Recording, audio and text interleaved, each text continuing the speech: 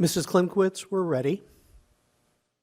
I call this meeting of the Township High School District 211 Board of Education to order.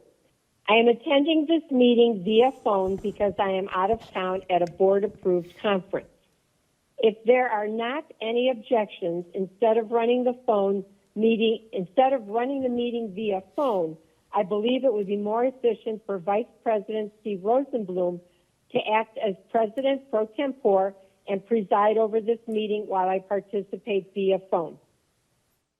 Mr. Rosenblum, will you please take over the meeting beginning with the roll call? Thank you. May I have a roll call, please? Ms. Barron. Mr. Bradley. Here. Ms. Cavill. Mr. Dombrowski. Here. Mrs. Klimkowitz. Here. Mr. McGowan. Here. Mr. Rosenblum. Here. Please stand and join me in the Pledge of Allegiance. I pledge allegiance to the flag of the United States of America and to the republic for which it stands, one nation, under God, indivisible, with liberty and justice for all.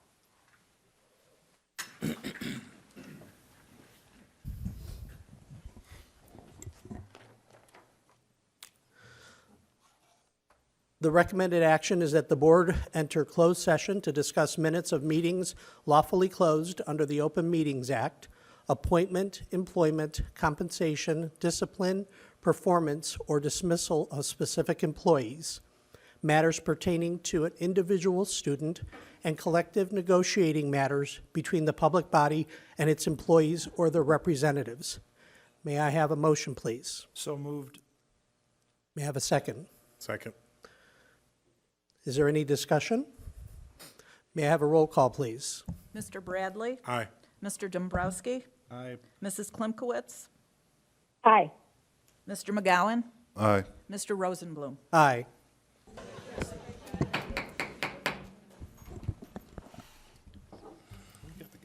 Good evening. The point of action is that the Board of Education returns to open session. May I have a roll call, please? Mr. Bradley. Aye. Mr. Dombrowski. Mr. President, did we get a second on that motion to return to open session? I do not believe so. May I have a second, please? Second. Thank you. Roll call, please. Mr. Bradley. Aye. Mr. Dombrowski. Aye. Mrs. Klimkowitz. Aye.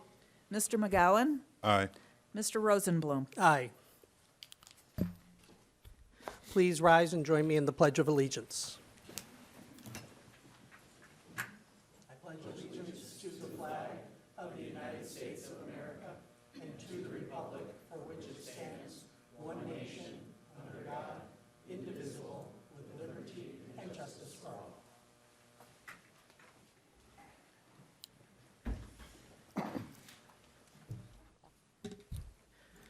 Thank you. Before we get started this evening, as we've been doing for some time, I'd like to start by reading our mission statement for District 211, and that is that the Township High School District 211 serves the needs of our diverse community by providing relevant and rigorous learning experiences, opportunities for involvement, and strong support systems that empower all students to reach their full potential.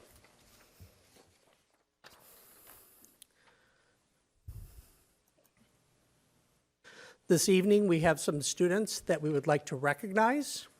So with that, I turn it over to Dr. Small. Thank you. Director of Athletics and Activities, Eric Winkowski, please come forward and introduce us to some wonderful directors and their musicians that are here tonight.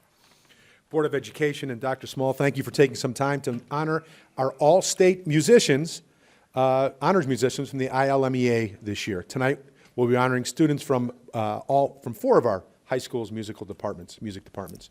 Also here tonight to support and honor their students is from Principal Mark Langer, Assistant Principal Amanda Hughes, Conant Principal Julie Novak, and Assistant Principal Jeanette Ardell, Schaumburg Principal Brian Harlan, and Assistant Principal Rusty Cummings, and Hoffman Estates Principal Mike Alter, and Assistant Principal Tom Mokan. Students, as your director introduces you, please walk forward, receive your award, and stand here next to the podium. Additionally, I'm going to ask that any family members of the students that are present tonight to please stand and be recognized when we recognize your student. So we'll go ahead and get started. We'll start with Fremd. Matt Moore. Matt Moore is in his 25th year of teaching and his 23rd year as a director of bands at Fremd High School. Matt has earned 3 music degrees from Northern Illinois University, and his bands have won numerous state honors. Matt.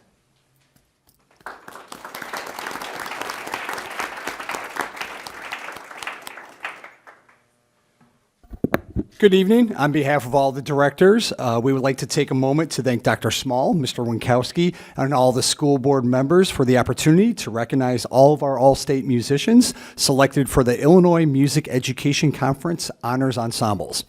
First for Fremd High School is sophomore Christopher Chung, who is joined tonight by his parents, Ji Suk and Young Jin Chung.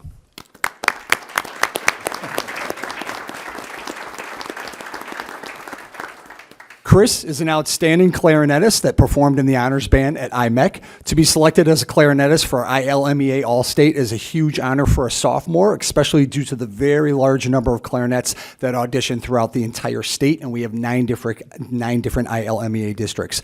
Outside of Fremd High School, Chris also performs in the Chicago Youth Symphony Orchestra and was recently featured as a student soloist at our music department's Concerto Aria concert last week. Some of Chris's favorite memories from All-State were the relationships that he made with friends, as well as the food.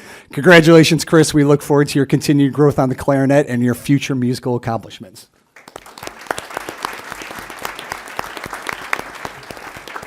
Next is junior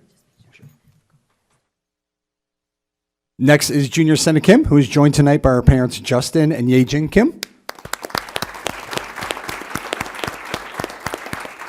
Senna is a phenomenal flute player and piccolo player in the Honor Band program and was selected as the piccolo player for Honors Orchestra. This designation also means that she was the top piccolo player for the entire state of Illinois, which is a huge accomplishment. She performs also in the Chicago Youth Symphony Orchestra and was also featured as a solo flutist during our music department's Concerto Aria concert next week. Congratulations, Senna. We look forward to all your continued growth in the music department and all that you offer for us.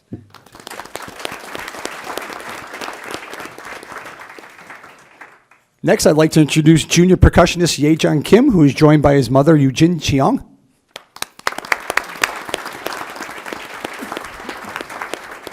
Ye-chan is a gifted percussionist that performed in the honors band. He also enjoyed new friendships from meeting students in the percussion section and working with the 2 percussion professors from U of I. He's been active in our marching band drumline, honors orchestra, honors band, and is just an outstanding role model for our students. Congratulations, Ye-chan. We look forward to all that you're going to accomplish next year, especially since you're just a junior. Congratulations. Next is another junior percussionist, Ashwin Matahara, who's joined by his mother, Radhika Iyer.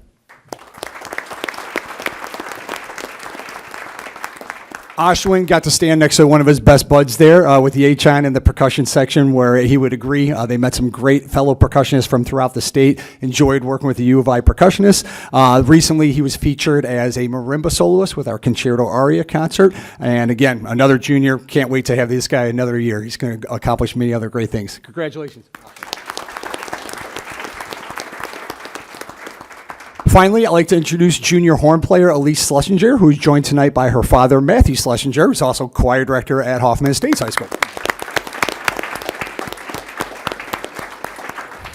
Elise is a phenomenal horn player who performed in the Honors Orchestra. She also qualified for first chair, which qualifies her as the top French horn player in the entire state of Illinois. Again, quite an accomplishment.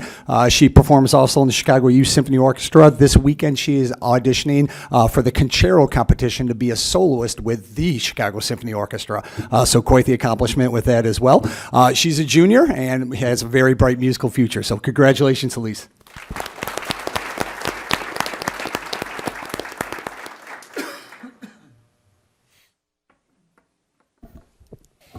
All right, next we're going to bring up Marla Caballero. Marla Caballero is in her 31st year of teaching music and orchestra at Fremd High School. Marla earned her bachelor's degree in music education from Illinois Wesleyan and a master's degree from Vandercook College of Music. And Ms. Caballero is a proud District 211 graduate.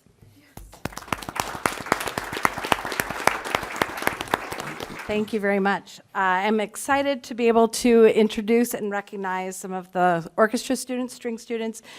First is junior violinist Nadia Rosati. Nadia is here with her parents, Indra Rosati and Monica Widyasara. Nadia was selected for the All-State Honors Orchestra violin section for the first time this year. I've witnessed Nadia's love of music during her 3 years in the Fremd orchestras, where she has been a leader in both the violin and viola sections. At Fremd, she's a member of Tri-M, Asian American Club, HOSA, and NHS. In addition, she does Taekwondo and is also part of the Schaumburg Youth Symphony Orchestra and the Betty Haig Academy of Music. Please join me in congratulating Nadia.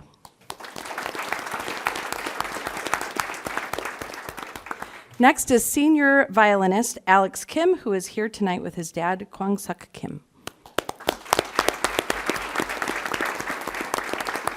This is Alex's third year in the All-State Honors Orchestra violin section. He is a 30-year member of Fremd Symphony Orchestra and is also a member of the Chicago Youth Symphony Orchestra and Classical Orchestra Repertoire Ensemble, FHS Science Bowl, and FHS Math Team. He shared a favorite memory from All-State that was making new friends and strengthening old friendships with some of the other District 211 musicians. In these last 3 years, I've witnessed Alex's musicianship, dependability, leadership, and his ability to inspire others while maintaining high standards for himself and his peers. Alex has not made a college decision yet, but plans to either major in chemistry, biology, or neuroscience on the pre-med track, and also plans to join his university orchestra while continuing to practice his solo repertoire. Please join me in congratulating Alex.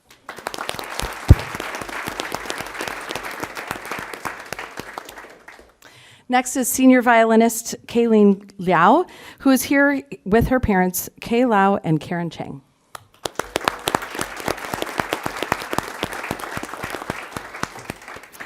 Kayleen, in her second year as a member of the All-State Honors Orchestra violin section, Kayleen was the 4th-ranked violinist in the state and served as the assistant principal second violin.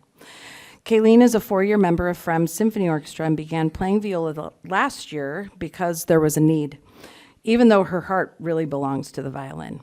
Last week, she performed the first movement of the Sibelius Violin Concerto with Fremd Symphony Orchestra as the winner of the music department's concerto competition. She's a member of the Fremd Robotics and the Schaumburg Youth Symphony Orchestra and Chamber Music Program.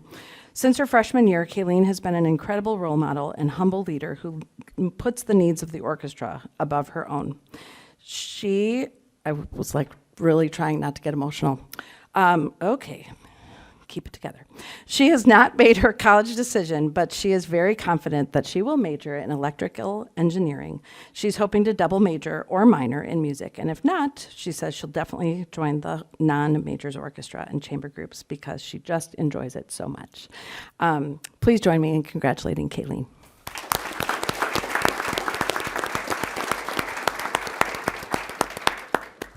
I forgot. I'm also presenting on behalf of Christina Collins for Fremd Choir. She's at a dress rehearsal, of course, with chamber singers in preparation for a concert that the choirs have tomorrow night. I am pleased to recognize senior Rashi Ravi for her participation in Illinois All-State Honors Choir. She is here with her parents, Deepti and Ravi.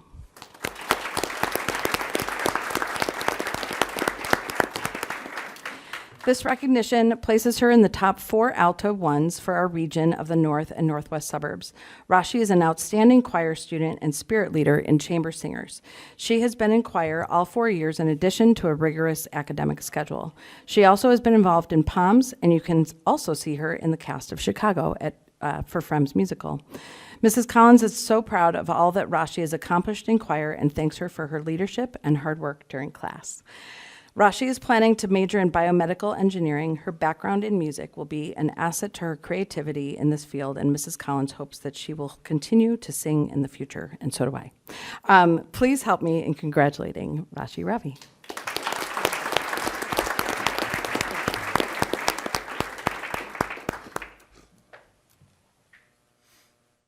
Okay, now we'll move on to Conan High School. Leanne Roeder Manson is the assistant band director at Conant High School and has been in District 211 for 11 years. She co-teaches all curricular bands, marching and prep bands, teaches AP Music Theory, directs pit orchestra for musical, and facilitates the jazz student combo.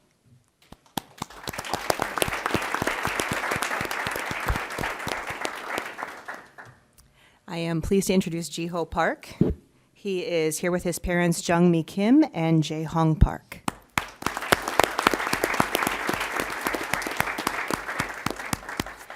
Ji-ho is also a sophomore clarinetist who has an amazing work ethic, an ability that we don't often see. Ji-ho came in asking to audition as a freshman last year and made the district band, but was not satisfied.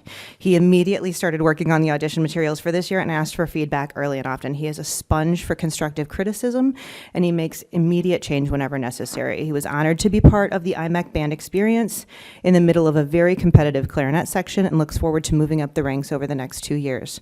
I hope that Ji-ho and his family are as proud as we are of the vast strides he has made in the past 2 years. We see a bright musical future ahead of him. Congratulations, Ji-ho.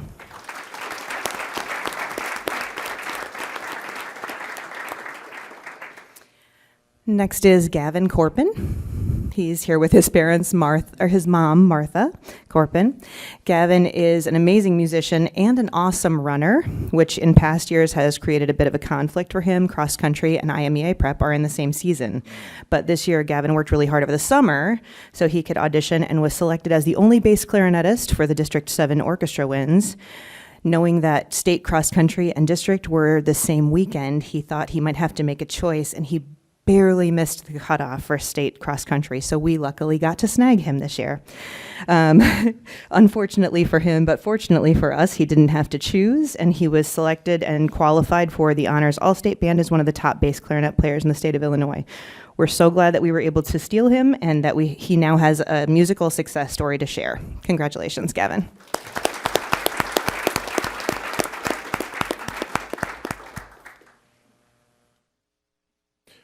All right, next we'll move on to orchestra. Devin Gidzicki is in her 12th year of teaching and her 7th year teaching at Conant High School. She attended the University of Illinois Champaign as an undergraduate and earned her master's degree from Illinois State University. Devin is a proud District 211 graduate and I believe the only marching orchestra director in the state of Illinois.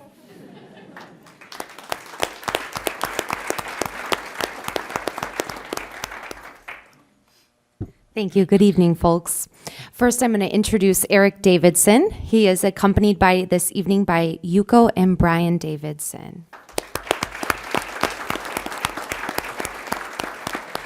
Eric is a sophomore here at Conant and plays the violin. He is very involved in music, cross country, and track and field. As a freshman, he went to state and played in the All-State Orchestra. As a sophomore, he crescendoed his way all the way to the Honors All-State Orchestra, where he played in the second violin section. Eric is a kind student who likes to bring classmates together, encourages his peers, and has a genuine interest in others. Congratulations, Eric.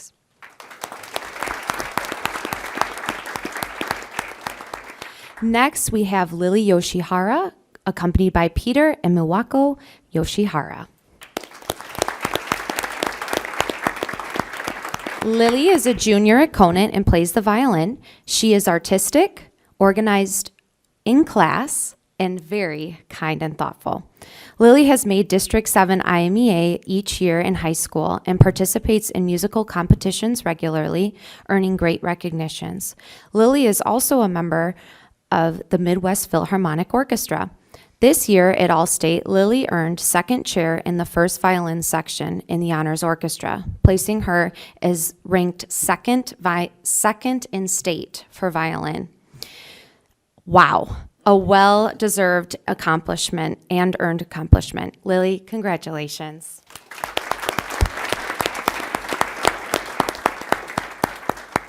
We have one more student who is not here this evening. Irie Ito is not here because she's on her way to audition for music schools. Some of the music schools that she is considering are top named music conservatories, such as Eastman, Manhattan School of Music, and Juilliard. She would not be considered at these schools if she didn't have the talent to show it. She has been involved in IMEA since her freshman year, gaining multiple accomplishments, and has performed at Carnegie Hall, with Judge's Distinction, American Protege, attended Heifetz Summer Program NYO2, and was the winner of multiple concerto competitions. At Allstate, Irie was first chair in the violin section, also known as the concert master, which is literally considered the best violinist in the entire state. Congratulations, Irie. I can't wait to see what you accomplish next.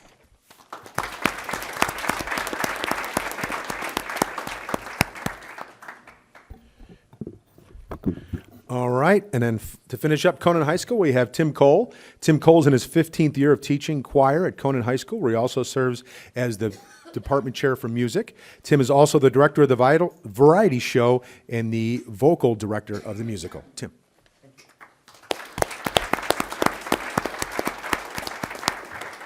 Good evening. Good evening. Here with her parents, Elizabeth and Baltazar, I am honored to introduce Nina Rosiles.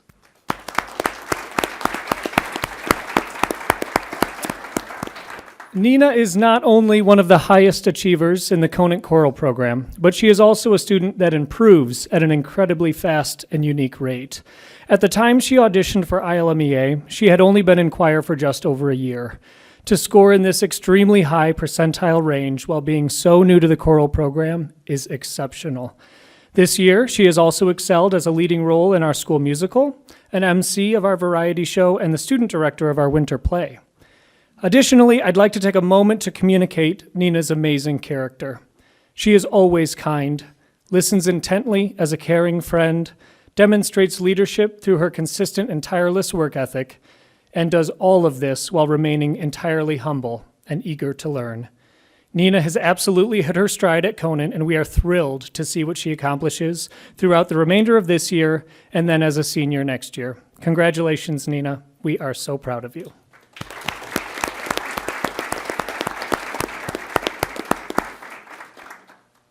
Okay, and on to Schaumburg High School. Vinny Anandino. Mr. Anandino has been the band director at Schaumburg High School since 2011 and the music department chair since 2014. At Schaumburg, he co-teaches each of the curricular concert bands, works with the jazz ensemble, and is the assistant director of the variety show and musical. Vinny.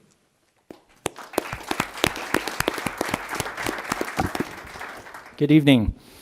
Along with his parents, Maribel and Gregorio, it's my honor to introduce Esteban Avila.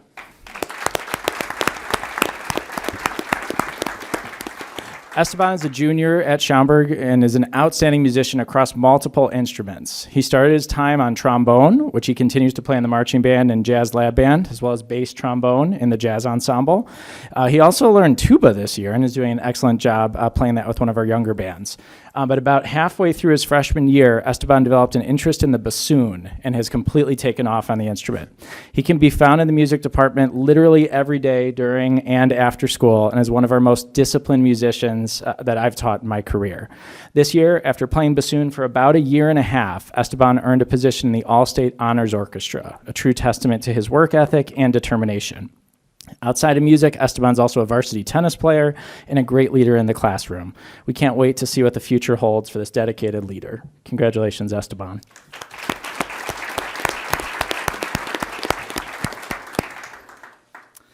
Along with her parents, Ki and Hye-jeong, it's my pleasure to introduce Narin Kim.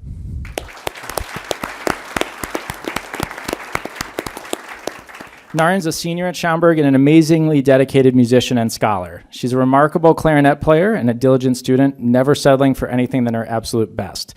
She's been a member of the Chicago Youth Orchestras since her freshman year and currently plays in the Symphony Orchestra. She's also been a part of the District 211 Honors Band and Orchestra for the past 3 years. She was in the ILMEA District 7 Band all 4 years of high school and culminating this year in being in the Honors All-State Band. On top of this, she's been a 2-year section leader for our marching band and is an outstanding mentor for younger students throughout our program. Her high level of musicianship, work ethic, and humility truly set her apart from her peers. Narin will be attending Emory University in the fall to study nursing, and we are so excited to see the positive impact she's going to have in the future. Congratulations, Narin.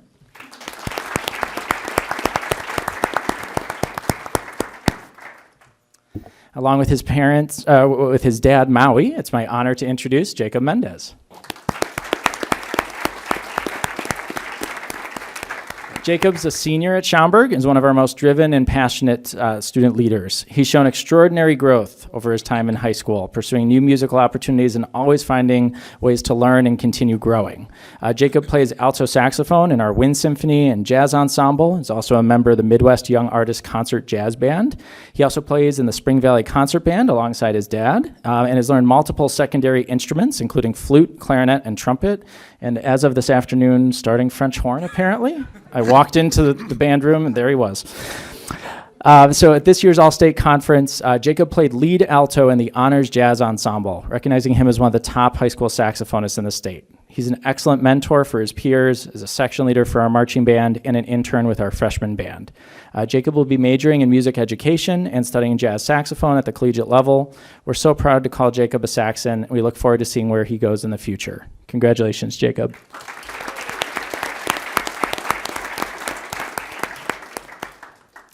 And along with her mom, Bonnie, it's my pleasure to introduce Leah Robin.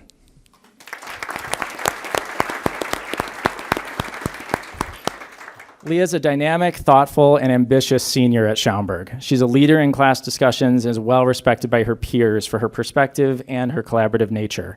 She's always up for a new musical challenge and will take it on with a smile on her face. She's played horn in the District 211 Honors Orchestra since her sophomore year, honor band since her junior year, and this year was in the All-State Honors Band. She also plays principal horn in the Midwest Philharmonic Orchestra and has been playing secondary instruments including trumpet and euphonium.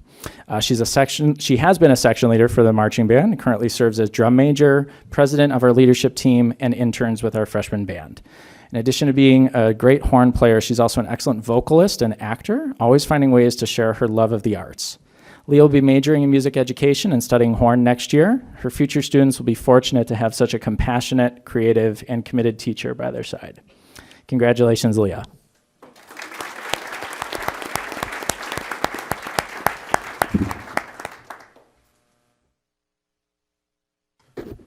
All right, and we'll round up with Susan Carlson from Schaumburg High School. Susan has been teaching orchestra in District 211 for 19 years. Prior to teaching in 211, she freelanced as a violinist in the Chicagoland area and taught both private and group lessons. Along with directing Schaumburg musicals, she is currently active in the Elgin Symphony Orchestra while maintaining her own violin studio. Susan.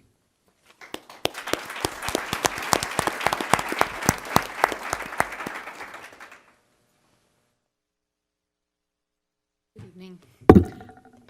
I would like to introduce Amelia Sanders, joined by her mother, Nalco Sanders. Amelia is a junior Saxon and plays both the violin and viola. The interesting fact is that she just started the viola this fall and made it into the ILMEA Honors Orchestra on viola this year. This demonstrates her talent and her incredible hard work ethic. She started her violin studies in kindergarten as part of the Dooley Early Instrumental Program in District 54 and continues to study privately. She's been a part of the 211 Honors Orchestra the past 3 years, a member of the Schaumburg Youth Orchestra program since 2019, and involved with the chamber music program as well. She's a member of Diversity Club and will be a part of the Pitt Orchestra this year for Cinderella. She's an incredibly sweet and gentle person with a very fierce passion for music, and I'd like to congratulate Ami on her award this year. So.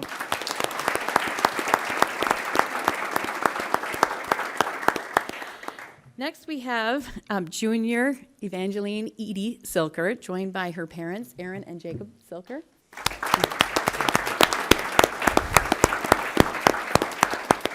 Edie is a bundle of energy. I don't think I've ever had such an energetic student in my career. She's full of ideas and her passion for life, and in particular, music. She is a tremendous leader who adds so much to any section of which she is a part. For All-State this year, she was a member of the Honors Viola section. She plays both violin and viola, and on March 5th, she'll be playing the Elgar Cello Concerto on viola with the SHS Symphony. She's been a member of the 211 Honors Orchestra for 3 years and is also a member of the SYO Orchestra and Chamber Music Program. She's a member of NHS and the vice president for TRIAM. In addition to her orchestral experience. Last year, she started the French horn and is a member of the Saxon band as well. I'm just waiting for the choir, the trifecta. So, outside of musical interests, Edie is passionate about Japanese culture and language, runs a Japanese club at SHS, and volunteers at Jane Addams Japanese Club. Congratulations, Edie.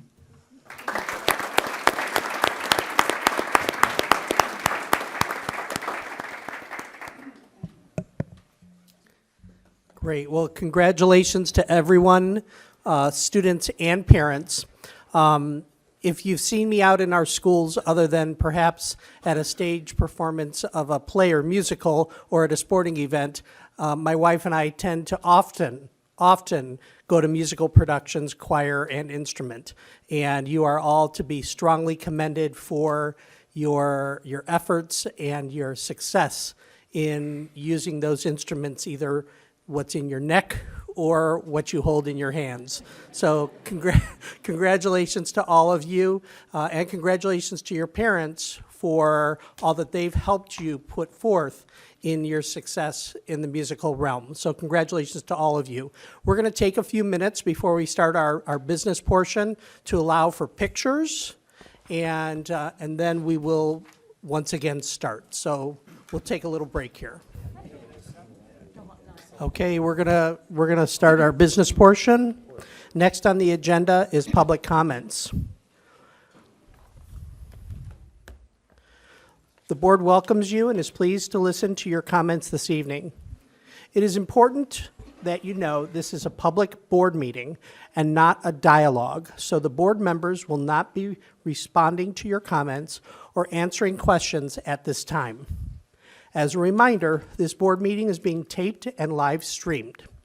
We ask that you value the procedures and decorum of our meeting and be respectful of those at the podium so that they may be heard. When your name is called, please come forward to the podium and state your name for the record. Though not required, you may state if you are a resident of the district. The board vice president will announce at the meeting right now that the length of time each person will have to speak is 5 minutes. It is typical that between 3 and 5 minutes is presented. You will receive a notification when you have 1 minute remaining. I reserve the right to shorten the amount, but we will keep it to 5 minutes for those who are talking tonight. Any individual's unused time or place in order may not be deferred to another individual. If you wish a response from the superintendent, please leave your name and phone number with Mr. Teneper at the end of the table over here. So I have 3 people who have asked to speak this evening. The first is Kathy Risberg.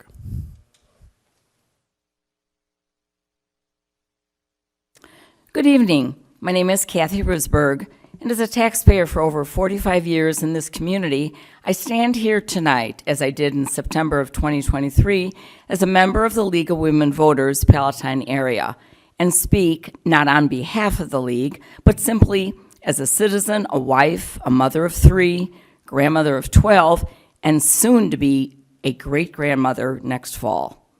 Like all of you, I love this country and support our democracy.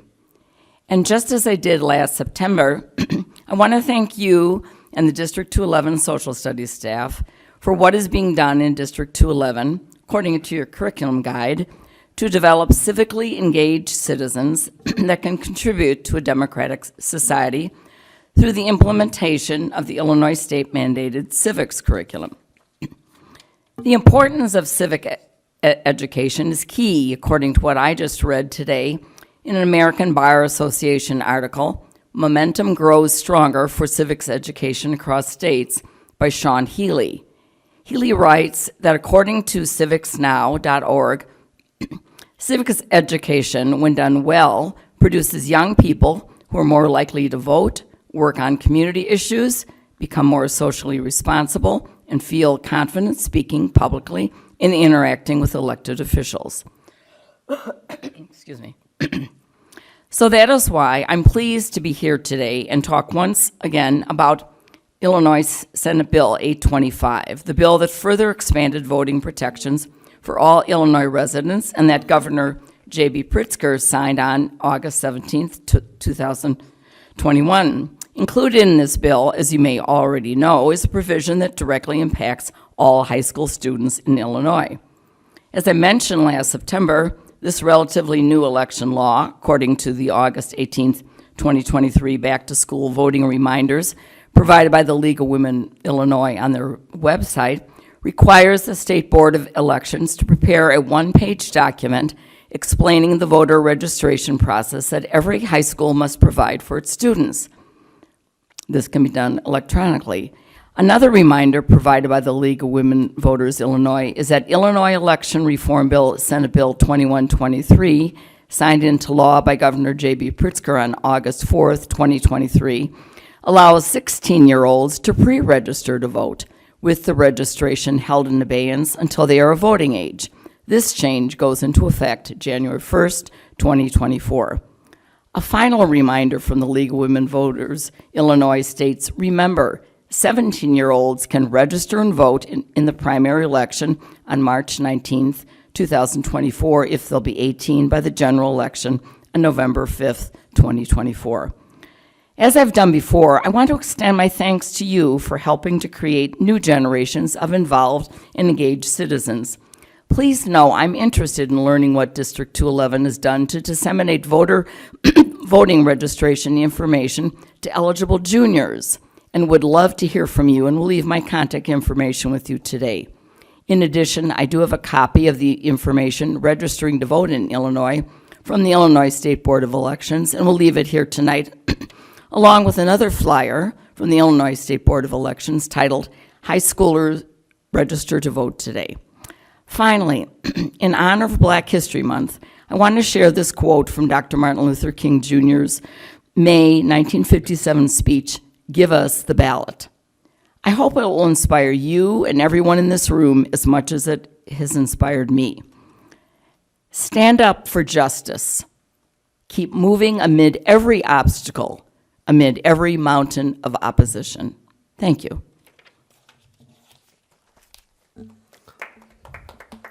Thank you.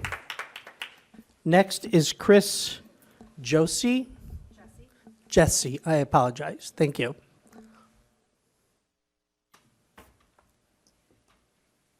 Good evening. My name is Christine Jesse, and I am a resident of Hoffman Estates and the Get Out the Vote chair for the League of Women Voters of the Palatine area. Today, I am speaking on behalf of the League and our chapter president, who could not be here tonight. One of the roles of public education is to promote civics education because it is critical to our democracy. I am proud that the state of Illinois has taken action regarding young voter registration by passing the SB 825 bill that Kathy referenced earlier. According to an Education Week article on October 7th, 2022, districts in Georgia that had a plan to provide voter registration information had registration rates among 18-year-olds around 40% versus districts without a plan. Those districts ranged 10 to 20% percentage points lower. So you can see what an impact this law has on our young population.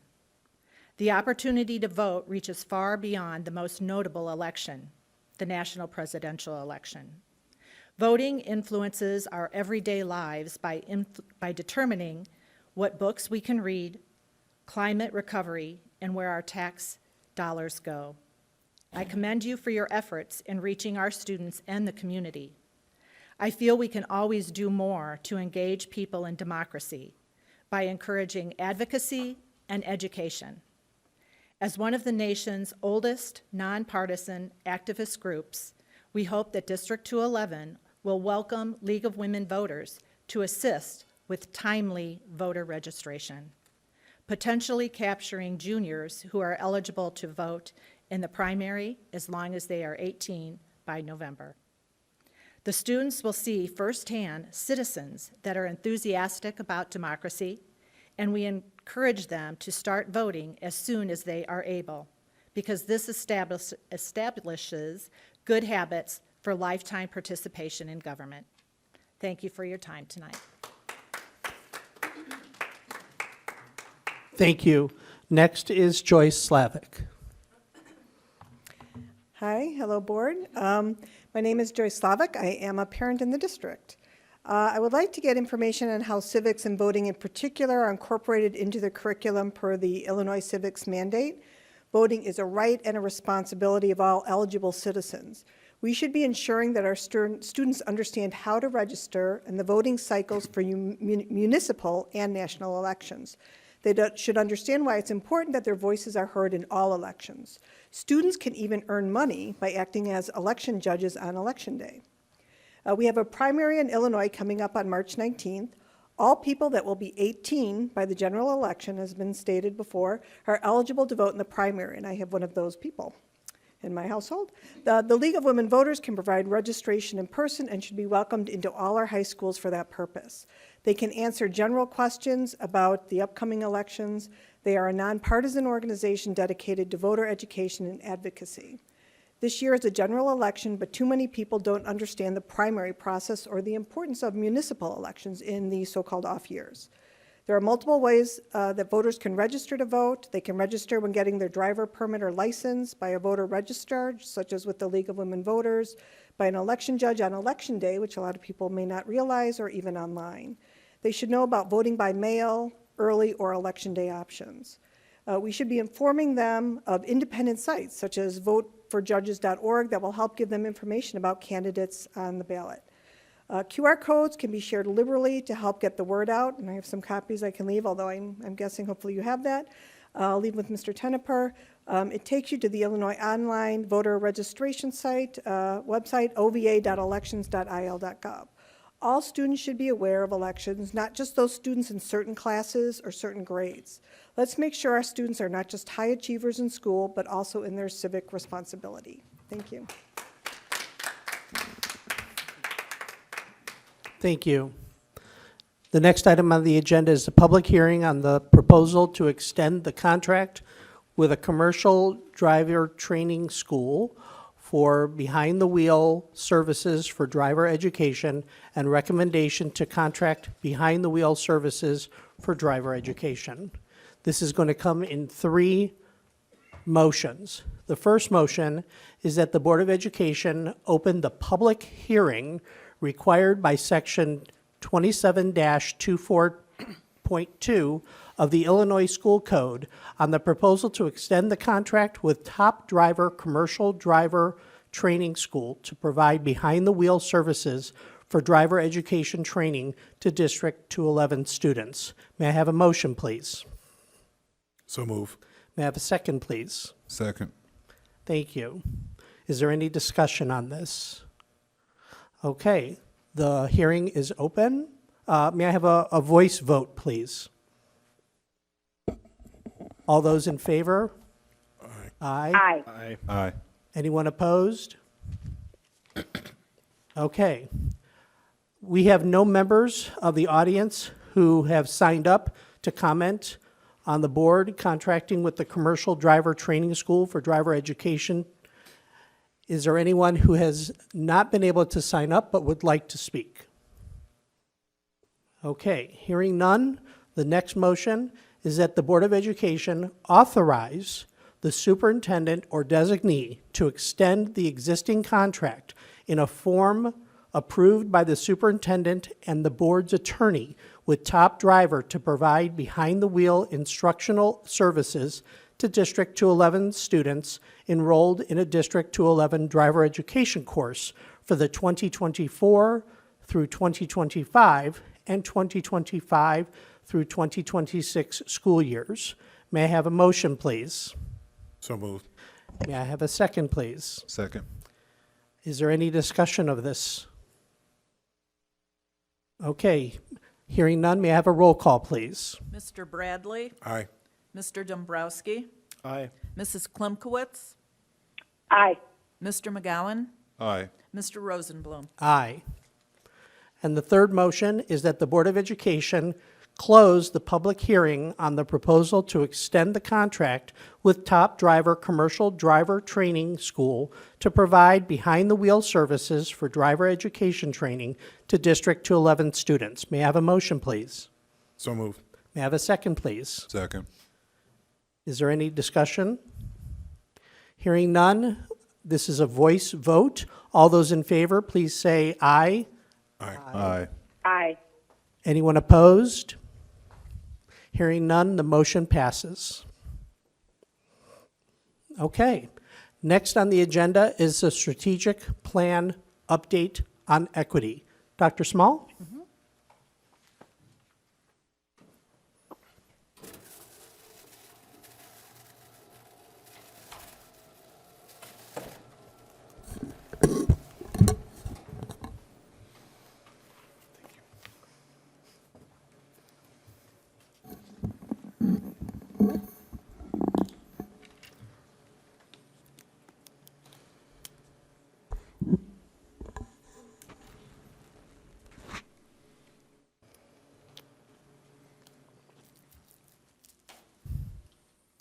Tonight's presentation will focus on the strategic plan's equity indicators relative expanding the use of positive behavior supports and restorative practices to address inequities in student disciplinary practices and increasing the use of culturally relevant materials and culturally responsive teaching practices.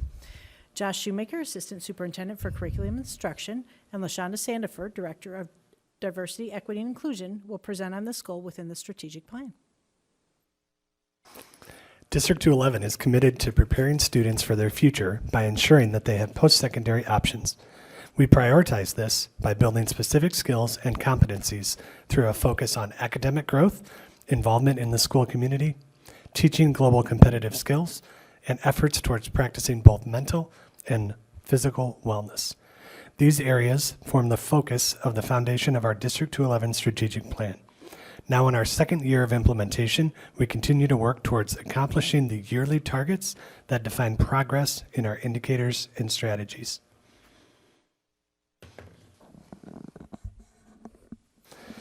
I'm honored to be here tonight with LaShonda Sandiford, our Director of Diversity, Equity, and Inclusion. We will present information relative to the yearly progress in Strategic Plan Goal Number 6, which centers on increasing equity in our schools. Specifically, in this presentation, we will share information regarding our work towards meeting the 2023-2024 targets for Strategies 6.3, expand the use of positive behavior supports and restorative practices to address inequities in student disciplinary practices, and 6.5, increase the use of culturally relevant materials and culturally responsive teaching practices.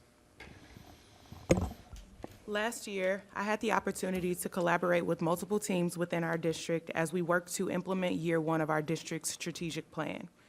Through regularly scheduled system evaluations and frequent check-ins with interventionists, research and data analysis with various teams, and partnerships with individual staff members, we were able to implement targeted interventions and instructional practices that positively impacted our historically underserved students. Tonight, I will discuss what we have accomplished in our journey towards implementing the year two targets of our strategic plan. One component of my role is to expand the professional development opportunities that we provide for staff. Through collaboration with our student and staff equity teams at each building, we identified a disparity in the professional development provided to non-certified staff. The disparity showed there was a gap in professional development opportunities for this group, especially those related to equitable practices surrounding positive behavior supports for students. As a result, I facilitated training sessions with all safety and security personnel, student supervisors, and a number of substitute teachers. This training focused on ways in which we can effectively engage with those that are both culturally and racially different from us. Throughout the training, I provided strategies for addressing biases, anticipating the impact of microaggressions, communicating for inclusion, and practicing cultural humility. Our District 211 Equity Plan places an emphasis on not only providing staff with professional development opportunities, but also ensuring that each school's culture and climate promote a safe and inclusive learning environment for all students. The training allowed our staff members to learn how they can positively impact the culture and climate of our buildings through the use of culturally responsive, positive behavior supports. The District 211 MTSS leadership team is composed of several members from the district level administration, as well as the lead psychologist for our district. The purpose of this team is to provide leadership and refinement to our MTSS process with a focus on the use of common language, team-based decision-making, and accountability for impact and results. Our team meets regularly to identify strategies that will provide universal access to interventions and resources for all students while reducing the predictability of disproportionately inequitable outcomes for Black, Hispanic, and multiracial students. The work of this team has led to the implementation of consistent Tier 1 and Tier 2 behavioral and social-emotional supports and interventions across our buildings. Creating equitable systems that are consistent across our large district while allowing for some necessary flexibility within each building is not an easy task. However, it is work that our leadership teams take great pride in. Our intervention teams and I continue to meet every 6 weeks to analyze data related to discipline referrals. The data and feedback are then shared with the MTSS leadership team. In alignment with our equity plan, we use this data to continually reevaluate our behavior interventions and supports through a lens of equity. Because of the emphasis that our intervention teams have placed on the implementation of Tier 1 and Tier 2 behavioral and social-emotional supports and interventions for all students, we have seen discipline referrals for Black, Hispanic, and multiracial students drop significantly. To date, there has been an 8 to 16% reduction in referrals for those student groups since the 2021-2022 school year. When investigating the referral rates of other historically marginalized student groups, like students with IEPs, English learners, and students of low socioeconomic status, we found that their discipline referrals have decreased 10 to 13% since the 2021-2022 school year as well. What does this tell us? It tells us that universally accessible interventions and supports grounded in equitable practices and our district's MTSS framework results in improved outcomes for all students. Our intervention teams work very hard, and we would not be able to do this meaningful work without them. LaShonda's work towards proactively reducing student disciplinary incidents has demonstrated positive results. She is a collaborative leader who asks thoughtful questions and challenges those around her to not only think differently, but also act differently. In addition to her focus on student discipline, she spends an equal amount of time working together with teachers and staff focused on professional learning and high-impact instructional methods. Specifically, within Indicator 6.5, increasing the use of culturally relevant materials and culturally responsive teaching practices. In March of 2021, the Illinois State Board of Education adopted the Culturally Responsive Teaching and Leading Standards. These standards challenge teachers, administrators, and school support personnel to self-reflect and challenge societal structures that create cultural and racial hierarchies with the goal of evaluating classroom and school practices that value, validate, and include diverse voices and perspectives into our schools in an authentic manner. One of the culturally responsive teaching and leading standards challenges educators to examine systems in our school that create and reinforce inequities. The Accelerated Placement Act begins implementation in the upcoming school year. The goal of this act is to close opportunity gaps for minoritized student groups taking rigorous coursework. This prompted us to examine our course recommendation process. Through an evaluation process led by the Director of Student Services, Dr. Danielle Hauser, and Assistant Superintendent Josh Shoemaker, department chairs and principals reviewed how students were recommended for courses. What we found during this process was that it varied based on the department and/or building a teacher works in. As we know, when there is inconsistency in the way a system functions, there is much room for implicit bias to negatively impact that system. Using the feedback provided in research-based best practices, we asked our teachers to utilize a student's skill mastery instead of subjective forms of evaluation as a guide for course recommendations. It proved to be a more equitable approach. The Illinois State Report Card measures our district's progress towards closing equity gaps through a tool called the Equity Journey Continuum. The Equity Journey Continuum provides scores in the areas of student learning, learning conditions, and elevating educators. Equitable access to high quality and rigorous curricula is a significant measure in student learning for the continuum. Our push for teachers to focus on removing subjectivity from their course recommendations will positively affect our score in this area, as well as positively impact the post-secondary options for our students who previously did not have access to the more rigorous courses in our track system. In January of this year, a group of our staff, including teachers, instructional coaches, student service personnel, and administrators, had the opportunity to participate in a 2-day Courageous Conversations training that also focuses on culturally responsive teaching and leading standards. This is an item on our agenda for approval.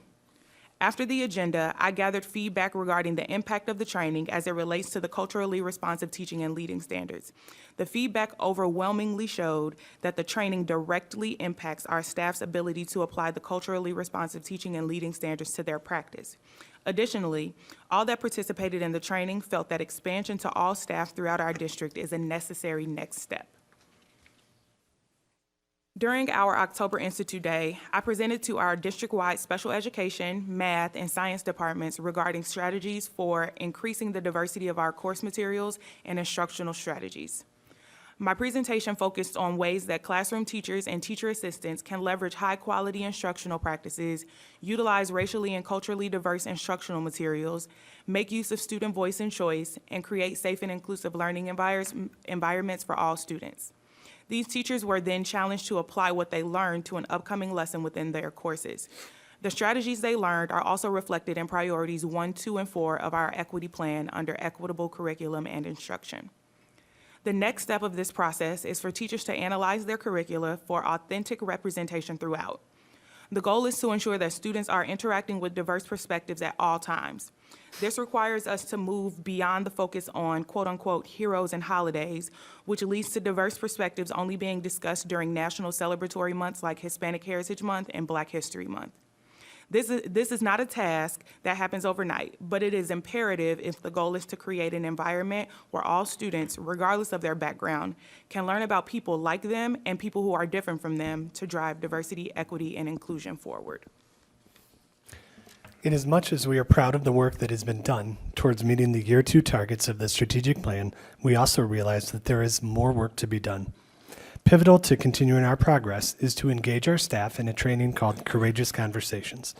This training includes a specific protocol for effectively engaging, sustaining, and deepening our dialogue about race. Our intention is to provide training to district leadership, including administrators and department chairs, as well as the staff members engaged with our district and school-based equity teams.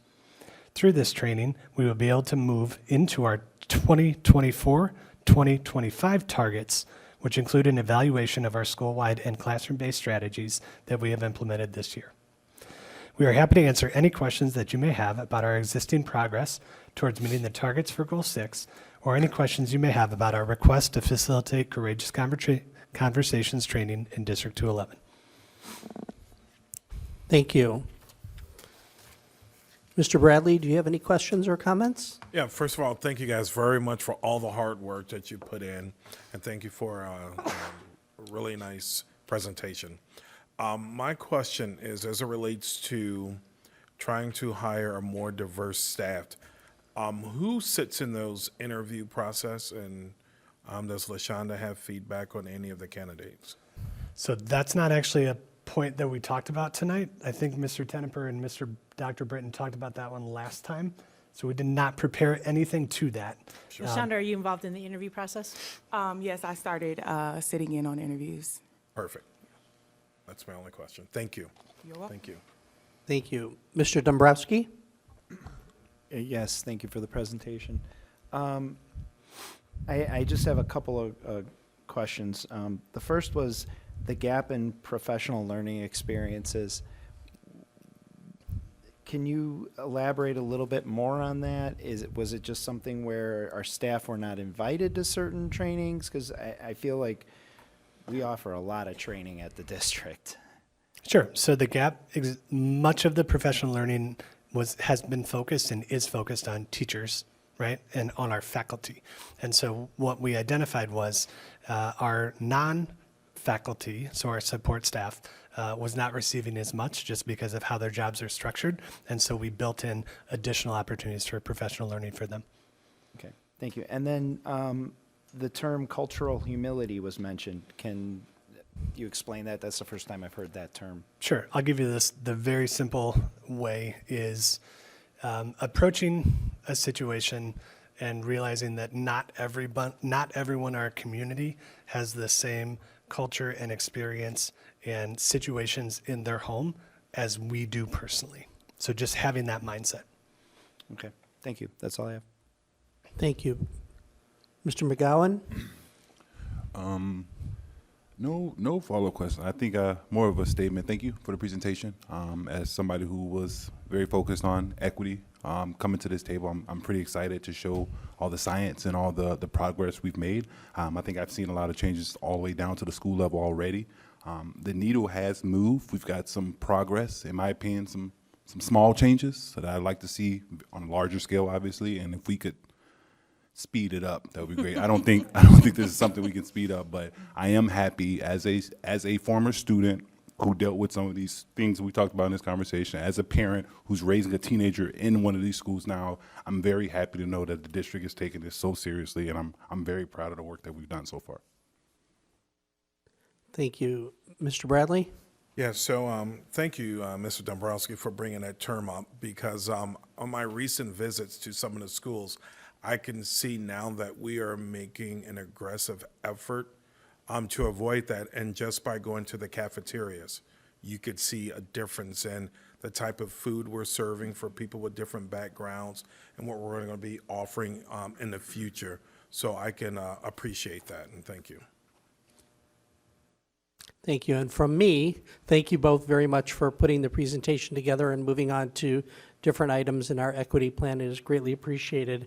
I don't have any questions at this time. Thank you for your efforts. Do we need Ms. Klimkowitz? Mrs. Klimkowitz.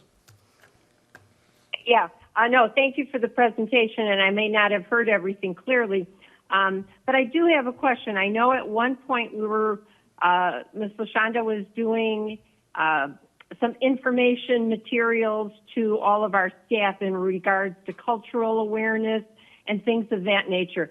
I was wondering how that is going and how receptive is that, and are we continuing with that? I think she's referencing your newsletter. Oh, yes. So I provide a newsletter right now on a quarterly basis for staff, and it includes things about cultural awareness and extended emphasis on any targets that we're working on district-wide, and then it gives, sometimes it provides feedback for people on how to implement things within their practice. So yes, we are still providing those things. Perfect. Thank you so much for doing that. Thank you. And thank you, Mrs. Klimkowitz, for bringing that up. I thought at a previous meeting, we had asked to receive those at a board level. You Is did, that- and you did. Mm-hmm. We have received that? In your email. The diversity newsletter we've received?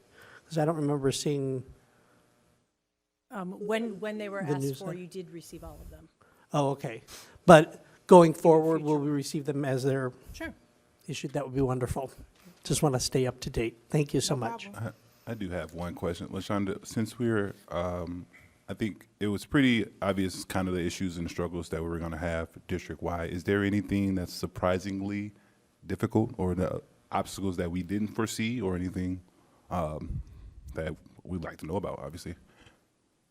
No, I wouldn't say anything is a surprise, right? Like, change is hard regardless of where it comes from. And so it's more about giving people the tools that they need in order to have success is really what we focus on. The same thing we focus on when we're talking to our classroom teachers and the rest of our staff about how to inform their practice on a daily basis. Just giving people the tools that they need in order to have success is really what it's about. And do you feel like most teachers are receptive? Yeah, we have good people Okay. in our district. Yep. All right, thank you. Thank you very much. Thank you. Thank you.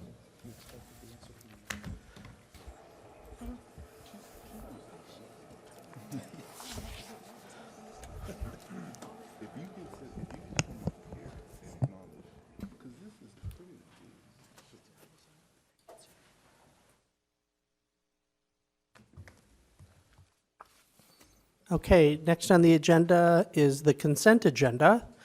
And we have the consent agenda is being broken into 3 motions. The first, we've received requests to have 2 items pulled from the agenda as presented. So I'll be reading 3 separate motions.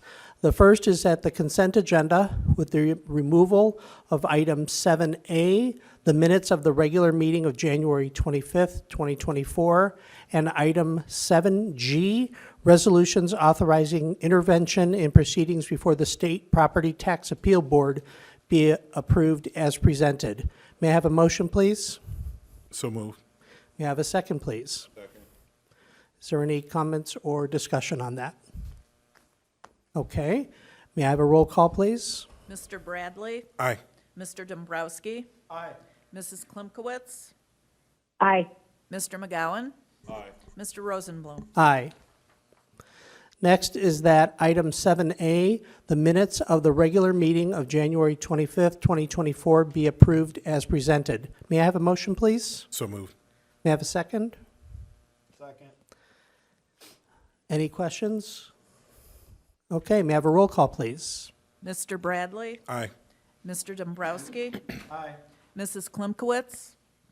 Aye. Mr. McGowan? Mr. Rosenblum? Aye.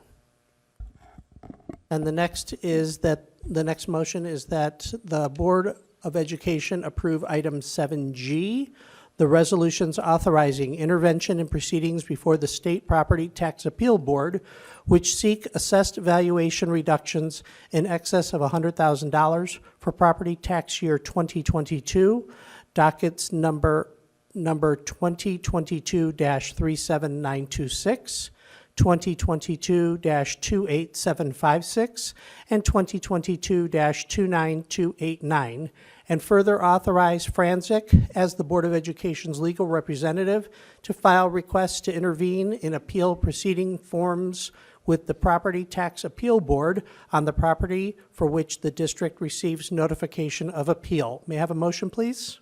So moved. May I have a second, please? Second. Is there any discussion or comments? Yes, I'd like to make the comment that on this particular item, there's a property that had sold for $50,000, and the owner is contesting the assessed value of $151,000, and we are paying attorneys to contest that appeal. I don't think that's the best use of our resources. Are there any other comments or discussion? Okay, hearing none. May I have a roll call, please? Mr. Bradley? Aye. Mr. Dombrowski? Nay. Mrs. Klimkowitz? Aye. Mr. McGowan? Aye. Mr. Rosenblum? Aye. Moving on to special reports and communication, we have the Freedom of Information Act requests. This is an information item. Next, we have class size committee report. This is also an information item. Dr. Small? The master schedule development at each school is a tremendous task as student services directors work to develop a schedule to accommodate as many students as possible in their graduation requirements and their chosen electives. The creation of this schedule involves class size agreements, room assignments, and teacher availability, and then overlaid with that is algorithms that put together an actual master schedule, which is followed by hand adjustments for unique instances. The report that's presented to the board each semester shows the number of individual classes that have more students than prescribed by the scheduling guidelines. This semester, the report indicates that only 16 of 3,468 individual classes are in that category, and 7 of those 16 were resolved within the first 6 days of school. My gratitude to the student services directors at each building, including Fred Rasmussen at Palatine High School, Tracy Baffia at Fremd High School, Bridget Kane at Conant High School, Yasi Delgado at Schaumburg High School, and Jennifer Beers at Hoffman Estates High School, for they work diligently in creating the master schedule each year within the parameters given to them. Thank you. Next item on the agenda is the 2024-2025 financial calendar, including budget and levy sequence. Are there any comments from the board? Okay, Dr. Small? The year-long financial calendar outlines the information as a reminder of the process that's going to occur in the upcoming year. Thank you to Chief Operating Officer Lauren Hummel and Controller and Treasurer Barb Peterson, as well as their entire financial team who assist us each month through this financial process. Thank you. Next on the agenda is unfinished business. There is no unfinished business at this time, so moved on to new business. The first item is initial discussion of superintendent search process. Dr. Small? In this area of Illinois, the hiring season for superintendents is typically the fall, almost 9 months prior to the official start date of that superintendent. As I am retiring of June of 2025, the information for the board's consideration tonight is the first step in soliciting proposals for a search firm to assist the board in the superintendent search process. In order for District 211 to be in line with the timing of the superintendent hiring season for my replacement, a draft timeline is presented in the documents along with a list of suggested services that the board can consider tonight. Tonight's discussion will drive the requests that can go forward for search firm proposals after this meeting. So in looking at the information that we were provided, there were 13 suggested scope of service items for a contracted search firm that the board has had access to and ability to read through. Does the board have any discussion on deleting, adding, or revising any of the 13 scope of service items listed on the document we received with the agenda? The only thing I would request is that the entire candidate pool be provided to the Board of Education. I know in the last search, we were only provided with a limited number, but I think it would be good to have the entire candidate pool presented. Okay, so that's a request to have that added as a scope of service for a contracted search firm, and for the conversation and negotiations with said firms. Okay. I have a question in regards to that, Mr. Rosenblum. Yes, Mrs. Klimkowitz. The request, all the pool, is that everyone who applies or the finalists that are referred by the search firm? Mr. Dombrowski? Mr. President, I think I was clear when I said the entire pool of candidates, not just the short list. So, Mrs. Klimkowitz, it sounds like everybody who is considered in any way, shape, or form. All right, thank you. Okay, thank you. So, other than that, if there is no other addition, deletion, or requested change of scope, then we will authorize Dr. Small to move forward in seeking out and engaging potential search firms.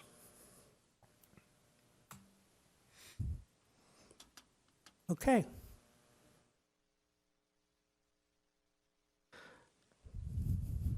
The next item on the agenda is in-service dates and early morning work sessions for 2024, 2025. Dr. Small? Are you going to do the action? Oh, I'm sorry. The action for the, yes, sorry. So the next is, there's a recommended action that the Board of Education approves the following shortened days. August 29th, 2024 for Parent Open House, March 6th, 2025 for College Night, and Friday, November 8th, 2024, Friday, February 14th, 2025, Friday, February 21st, 2025, and Friday, May 9th, 2025, as shortened days for in-service training for certified staff and special events, of which each school may choose a maximum of 2 days for 2024 through 2025.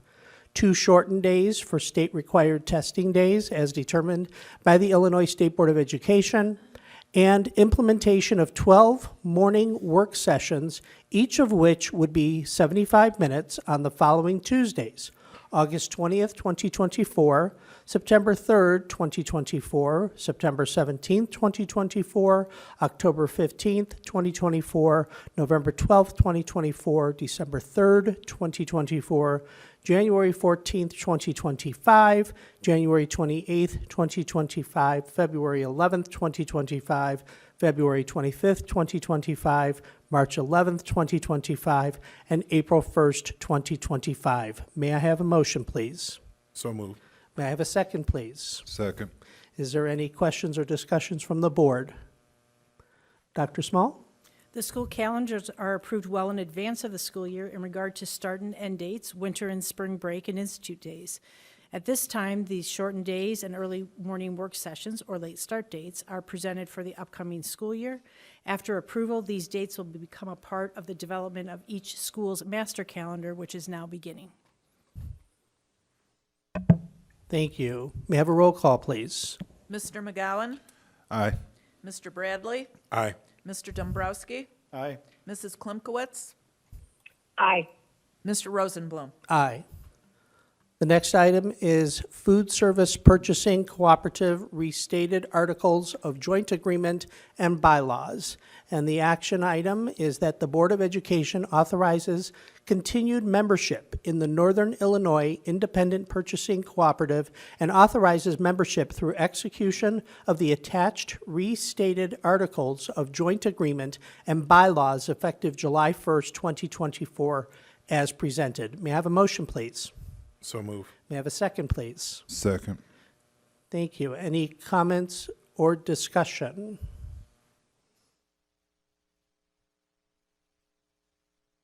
Dr. Small, anything?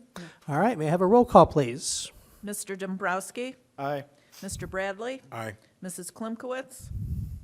Aye. Mr. McGowan? Aye. Mr. Rosenblum? Aye. The next item is one-to-one program and electronic device purchase.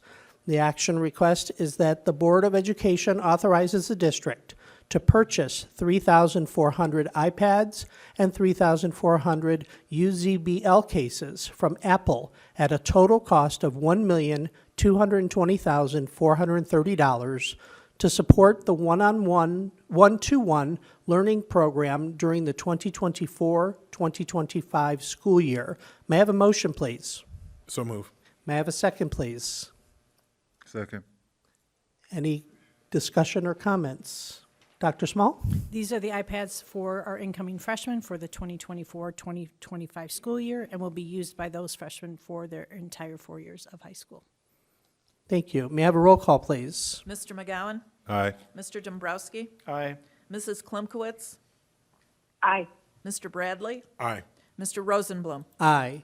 The next item is the district-wide telephone system replacement. The action item is that the Board of Education accept the proposal from MindSight for a 5-year agreement to license and implement the Cisco WebEx telephone system service across the district at a cost of $1,041,312.17, plus implementation fees estimated not to exceed $50,000. May I have a motion, please? So move. May I have a second, please? Second. Any discussion or questions from the board? Dr. Small? The existing voice-over IP telephone system was purchased from Cisco and installed in 2013. It is now showing signs of deterioration. The desktop units cannot be repaired, and new units are no longer available. The servers associated with this system are also due for replacement at this time. Currently, our telephone system that serves the district handles approximately 8,000 calls per day, so reliability is critical. The District 211 technology team has studied various solutions in terms of the technology available, the usability, maintainability, support, the ability to integrate with other systems, and are recommending the implementation of the Cisco WebEx system. Any other comments? Yeah, I had just a couple of questions. So this is to make sure that we have a phone on a desk in each classroom? Is that what I'm understanding? No, not in the Okay. classroom. It's all of our phone system throughout our entire organization. Okay, and this will be entirely cloud-based? If I Mr. Gorson, I'm understand going to let you answer the specifics. The answer to that is yes, but for your follow-ups, he's going to answer. Okay. So with that, if our network goes down, does that take the phones with it? Not necessarily. There's also going to be a recovery fallback position, much like we have today.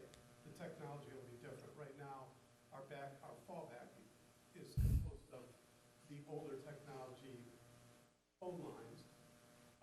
In the newer environment, one of the advantages is there's a really great app that runs on any device.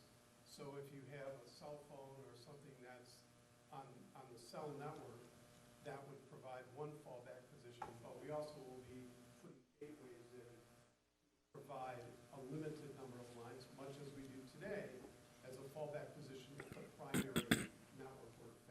So if the phone systems fail, then our staff have to use their personal cell phones to bridge that. A limited number of in today's environment, if there's a failure, a limited number of the desktop phones still work. Right. That will still be the case. Okay, so those phones aren't being replaced as part of this.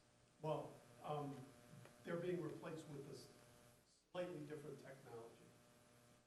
Okay, so then this technology includes replacing the existing landline phones that you were saying was our redundancy? Okay. Thank you, that's all I have. A real quick question. If we're looking to implement the Cisco WebEx telephone system and service, what do we use today? Use Cisco on-premise voice over IP system. It was VoIP. Thank you. Are there any other questions or comments? Okay, hearing none, may I have a roll call, please? Mrs. Klimkowitz? Aye. Mr. Bradley? Aye. Mr. Dombrowski? Abstain. Mr. McGowan? Aye. Mr. Rosenblum? Aye. Next on the agenda is professional learning, courageous conversations. The action item is that the Board of Education approve an arrangement with Courageous Conversations to facilitate 3 two-day trainings at a cost of $55,000, which will be funded through the Title II grant. May I have a motion, please? So move. May I have a second, please? Second. Any questions or comments from the board? Yes, a couple of questions. How does this get scheduled for our staff, and how do we select the staff members that attend versus the ones that have already taken it? Sure. So we schedule the dates with the organization, and then we invite the members that we'd like to participate. So this wouldn't take teachers out of the classroom? Potentially it could, depending on the dates we schedule it for. Okay. Dr. Small, do you have any other comments? I do not. All right, hearing none, may I have a roll call, please? Mr. Bradley? Aye. Mr. Dombrowski? Aye. Mr. McGowan? Aye.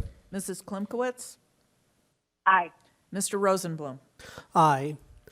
The next several agenda items are policy revisions. As we get to the first one, I will ask Dr. Small to make a comment pertaining to these items. So this is the next batch of policies that are coming before you for the first review, and they are included based on any legislative changes as well as alignment to the Press 5-year policy review cycle. So each of these items is for discussion in its first read. The first is proposed policy revision JHCE, suicide and depression awareness and prevention. Are there any comments or discussion at this first reading? The next item is proposed policy revision IFA, local wellness, also first reading. Any discussion? The next item is proposed policy revision JFCA, student appearance. Any comments or questions in this first reading? The next is proposed policy revision IKFB, graduation exercises. Also first reading. Any comments or questions? The next is proposed policy revision KK, visitors to the school. First reading. Any questions or comments? The next is proposed policy revision JEDB, student attendance and truancy. Any comments or questions? Hold on a second. I believe I had a concern with this one.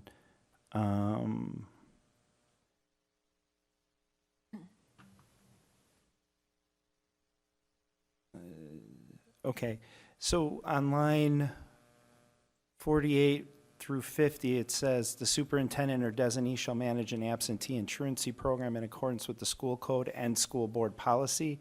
The program shall include but not be limited to. Is the school board policy that's referenced on line 49 circular to this policy, or is there a different policy that would apply?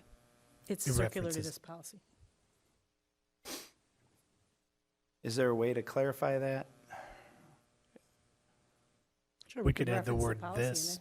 there. Yeah, this school board policy. Right, because right now, when I read it through the first reading, and it says in accordance with school board policy, it sounds like we should be looking for another policy that ties to this.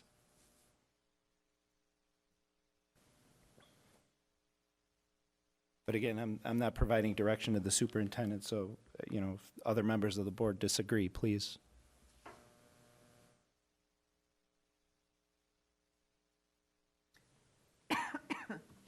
All right. We'll make that update, and you'll see it in the next board meeting. Thank you. The next item is proposed policy revision, JECB, residency and tuition. First reading. Any questions or comments? All right. The next item is potential topics for future discussion. I don't believe there were any received in advance of this meeting. Are there any at this time? I do have something I'd like to talk about in the future meetings. We heard a lot from the crowd today about our civil classes and high school students voting in the process. Can we maybe have a discussion around what that process looks like today in our schools and how we encourage our students to vote?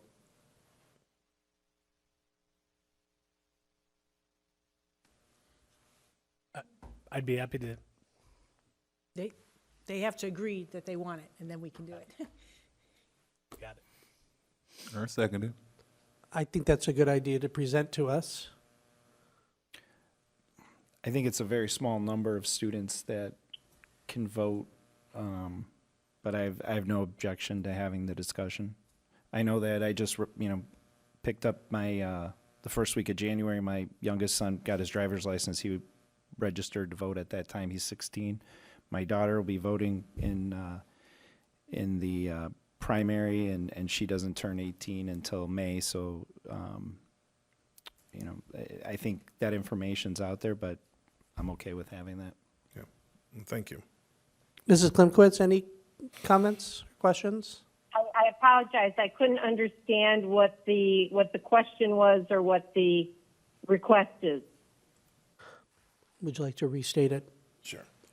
So basically for future discussion, I would like us to be able to discuss how do we encourage our students currently to go out and vote, and maybe what measures we could bring into the schools to assist with that.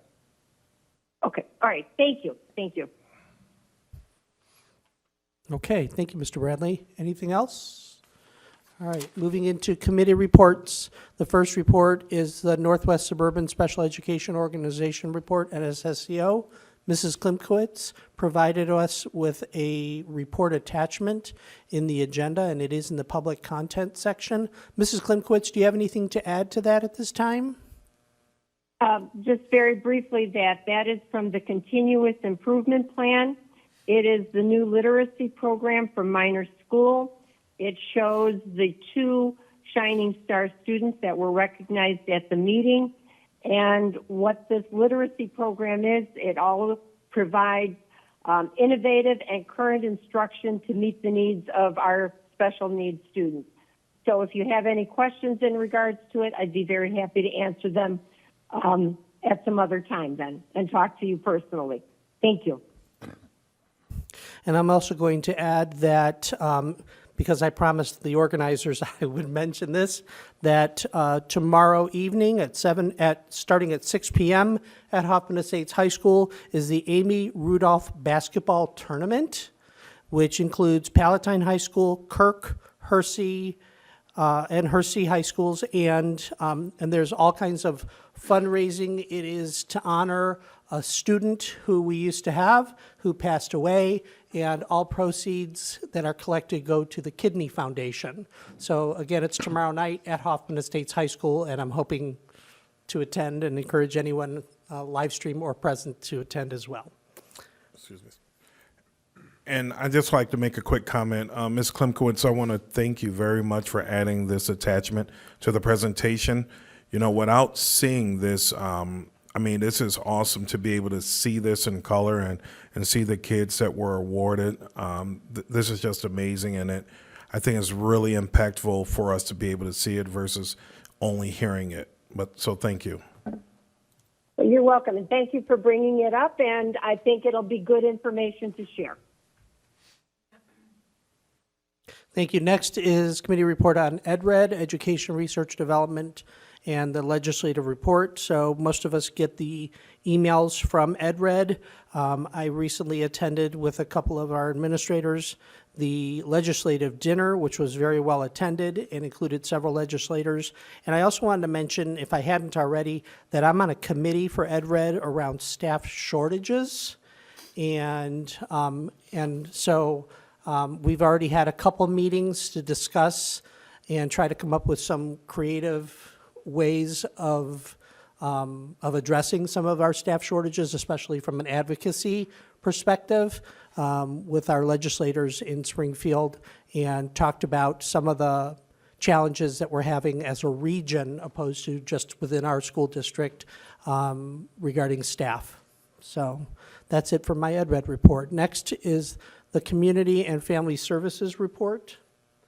And I believe It's Ms. Barron. that would be Ms. Barron, and as she is not here, we will move on. The next is the District 211 Foundation report. Mrs. Klimkowitz. Dr. Small is going to report. I was not able to attend. So the District 211 Foundation, the last meeting, had a focus on, the foundation has purchased new software which will run all of our scholarships in the upcoming spring for our seniors. And that is getting ready to be launched. Thank you. Next is the Parent Connections and Communications report, which again is Ms. Barron. And so we will move on from that. Do you have an Mr. Tenneper and I were actually at that meeting, so I can give you a very brief review. Great. Aaron Holmes was leading the group on feedback on a possible app, which is part of our strategic plan, and we listened to a potential vendor demonstrate some of the opportunities that an app would provide our community. Mr. Tenneper, anything to add? That was a very good summary. All right, thank you. And the last of the committee reports is for ISB. I asked the board members to please refer to your email received on the 15th of this month, which included a member survey, and ask you all as board members and members of IASB to please complete the survey at your earliest. It will help IASB with their continued efforts on our behalf. And that is it for the committee reports. Next is announcements. And you could see on here we have some upcoming dates, including our next board meeting, which will be on March 21st. And the next item is to return to closed session. The action item is that the board enter closed session to discuss minutes of meetings lawfully closed under the Open Meetings Act, appointment, employment, compensation, discipline, performance, or dismissal of specific employees, matters pertaining to an individual student, and collective negotiating matters between the public body and its employees or their representatives. May I have a motion, please? So moved. May I have a second? Second. Is there any discussion to return to closed session? May I have a roll call, please? Mr. Bradley? Aye. Mr. Dombrowski? Aye. Mrs. Klimkowitz? Aye. Mr. McGowan? Aye. Mr. Rosenblum? Aye. The motion that the board return to open session, may I have the motion, please? So moved. May I have a second, please? Second. Roll call, please. Mr. Bradley? Aye. Mr. Dombrowski? Aye. Mrs. Klimkowitz? Aye. Mr. McGowan? Mr. Rosenblum? Aye. All right, the first motion from closed session is acceptance of retirement requests. The motion is that the Board of Education accepts the retirement requests of Kathy Cass effective May 2025 according to the master contract of the District 211 United Support Staff, and James W. Nicolason, effective June 2027, according to the master contract of the District 211 Operations Maintenance Group. May I have a motion, please? So move. May I have a second, please? Second. Any comments or questions? Roll call, please. Mrs. Klimkowitz? Aye. Mr. Bradley? Aye. Mr. McGowan? Aye. Mr. Dombrowski? Aye. Mr. Rosenblum? Aye.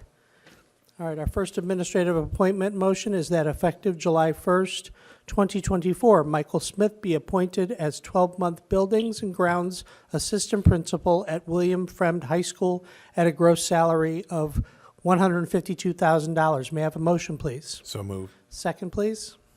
Second. Roll call, please. Mr. McGowan? Aye. Mrs. Klimkowitz? Aye. Mr. Dombrowski? Aye. Mr. Bradley? Aye. Mr. Rosenblum? Aye. Next motion, that effective July 1st, 2024, Aaron Pollock be appointed as 12-month Assistant Principal in the Intervention Office at William Fremd High School at a gross salary of $142,500. May I have a motion, please? So move. Second, please. Second. Roll call, please. Mr. Dombrowski? Aye. Mr. Bradley? Aye. Mrs. Klimkowitz? Aye. Mr. McGowan? Mr. Rosenblum? Aye. Next, that effective July 30th, 2024, Zia Nathan be appointed as 10-month Assistant Principal at Palatine High School at a gross salary of $119,000. May I have a motion, please? So moved. May I have a second, please? Second. Roll call. Mr. McGowan? Aye. Mr. Bradley? Aye. Mrs. Klimkowitz? Aye. Mr. Dombrowski? Aye. Mr. Rosenblum? Aye. Next is that effective July 30th, 2024, Jacob Hughes be appointed as 10-month Assistant Principal at Schaumburg High School at a gross salary of $119,000. May I have a motion? So move. May I have a second, please? Second. Roll call, please. Mr. McGowan? Aye. Mrs. Klimkowitz? Aye. Mr. Bradley? Aye. Mr. Dombrowski? Aye. Mr. Rosenblum? Aye, and all these motions have passed. And the Board Vice President declares this meeting of the Board of Education adjourned. Thank you.